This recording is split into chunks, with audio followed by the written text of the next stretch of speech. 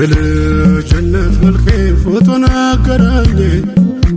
አጣዊ መስታወት ዛሬ የሚያሳየኝ ቢከፋኝ ነውና